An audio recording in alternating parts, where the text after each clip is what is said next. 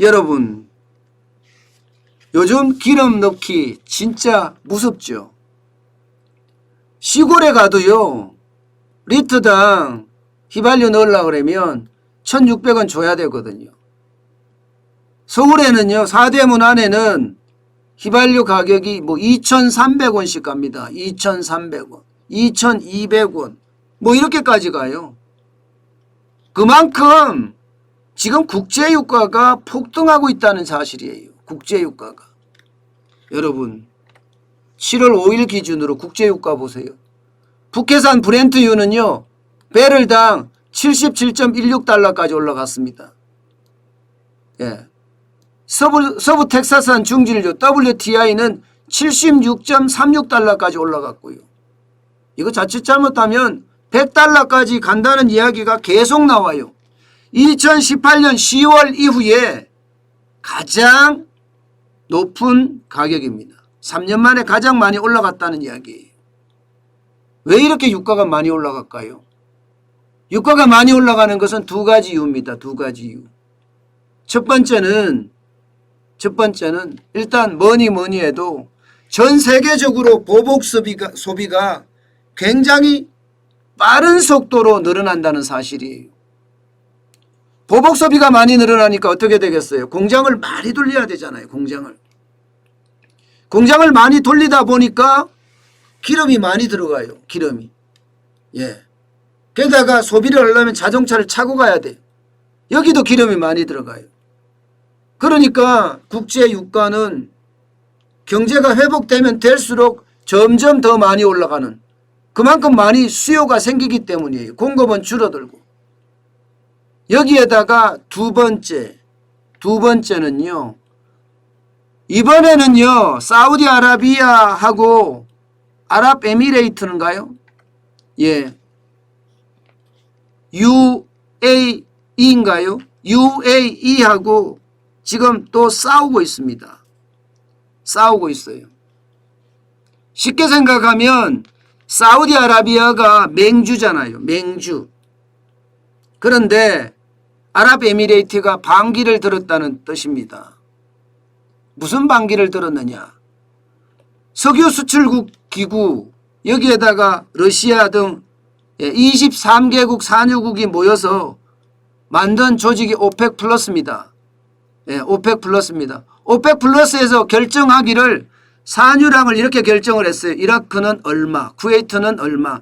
이라크는 465만 3천 배럴, 쿠웨이트는 280만 9천 배럴, 사우디아라비아는 1063만 3천 배럴, 예, 아랍에미레이트는 316만 8천 배럴, 러시아는 1142만 뭐 1000 배럴, 이렇게 할당을 했습니다. 할당을.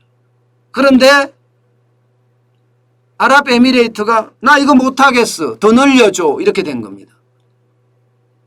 합의를, 이게 오펙 플러스는 만장일치제거든요. 만장일치가 안 되면 이게 할 수가 없거든요. 그러면 기존대로 그냥 가는 겁니다. 그런데 여기에서 아랍에미레이트가 반기를 세게 들은 겁니다. 나 더 달라는 거예요. 더 높여달라. 316만 8천 배를 갖고는 안 된다.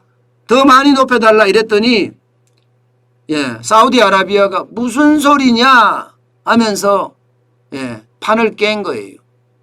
그러니까 감산은 안 되고, 예, 정산도 안 되고 아주 애매한 위치에 쌓였죠. 그러면 어떻게 되겠습니까? 유가는 지금대로라는 거잖아요. 예, 국제 유가의 어떤 공급, 예, 국제 유가의 공급이 이상한가요? 예, 원유 생산에 대한 공급은 지금대로라는 거잖아요.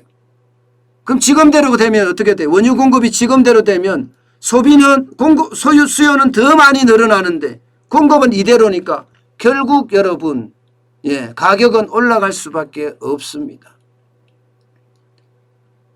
네, 나라사랑 반상민님 슈퍼챗 감사합니다. 예, 따뜻한 커피 한 잔 드세요 하면서 보내셨습니다. 감사합니다. 문제는 여러분, 문제는 이들이 싸우잖아요. 그러면 고래 싸움에 새우등 터진다고 전 세계 경제가 박살날 수가 있어요.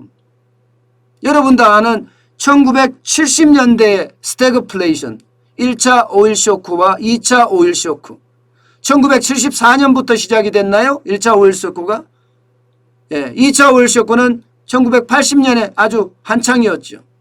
그 당시에 유가가 워낙 올랐기 때문에 전 세계가 스태그플레이션 저성장의 고물가가 생겼거든요. 그래서 전 세계 경제가 완전히 폭망하는 그런 결과를 가져왔었단 말입니다.